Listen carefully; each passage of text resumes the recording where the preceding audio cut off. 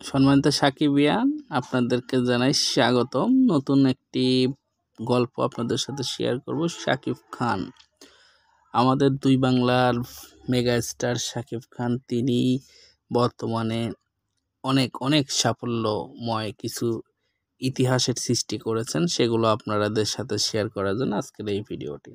তাকে নিয়ে সিনেমা বানাতে চাচ্ছেন রাজ চক্রবর্তী, তাকে নিয়ে সিনেমা বানাতে চাচ্ছেন রায়হান রাফি, হিমেল আশরাফ, মালেক আফসারি আছে, সঞ্জয় সমাদ্দার আছে, কাজল আরিফিন নমি, এমন অসংখ্য ডিরেক্টরের লিস্ট আপনাদেরকে দেওয়া সম্ভব হবে। যদি আপনারা জানতে চান অবশ্যই জানাবেন, কমেন্টসের মাধ্যমে জানিয়ে দেওয়া হবে কার কি পাইপলাইনে ছবি আছে। তো যাই হোক, তাকে নিয়ে একের পর এক চমকদার নিউজ আসতেই থাকবে, কারণ বিনোদনের নাম মানেই শাকিব খান। শাকিব খান বাংলা চলচ্চিত্রের রাজপুত্র, তাকে নিয়ে গল্প রেডি হচ্ছে, তাকে নিয়ে ঈদ কেন্দ্রিক সিনেমা নির্মাণ হচ্ছিল এবং ঈদের বাইরেও দরদের মতো বিগ প্রজেক্টের প্যান ইন্ডিয়ান প্রথম মুভি বাংলাদেশের, সেটা মুক্তি পাচ্ছে।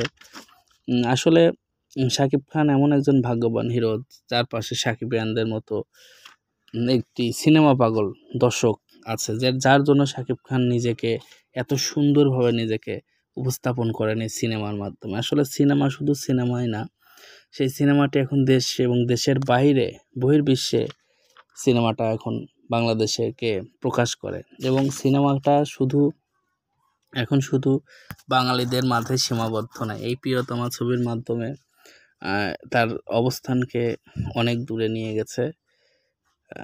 এবং বরবাদ যে গানটি আপনারা শুনেছেন, গানটি অনেক সুন্দর ছিল, শ্রুতিমধুর। এছাড়াও প্রিয়তমা এবং রাজকুমার গানটিও ছিল অনেক শ্রুতিমধুর। এখন যে তুফানের যে দুইটা গান, উড়াধুরা এবং আপনার দুষ্টু কোকিল, এই গানগুলো এত দারুণ সাড়া ফেলেছে এবং বহির্বিশ্বে ট্রেন্ডিংয়ের শীর্ষে উঠে গেছে, টপ লিস্টের চার্টের 4 অবস্থান করছিল আপনার এই উড়াধুরা গানটি। আর এটা নিয়ে যে কত দেশের রিভিউ করেছে এবং বিভিন্ন দেশের কন্টেন্ট তৈরি হয়েছে দেশ এবং দেশের বাইরে। এটাই হলো সাকিবিয়ানদের চাওয়া ছিল, যে শাকিব খানকে নিয়ে বাইরের দেশের মানুষ আলোচনা করুক এবং তাকে সবাই সেইভাবেই মূল্যায়ন করুক, যিনি সেটা পাওয়ার যোগ্য। কারণ বাংলাদেশের সম্পদ আমাদের এই শাকিব খান, তাকে অবশ্যই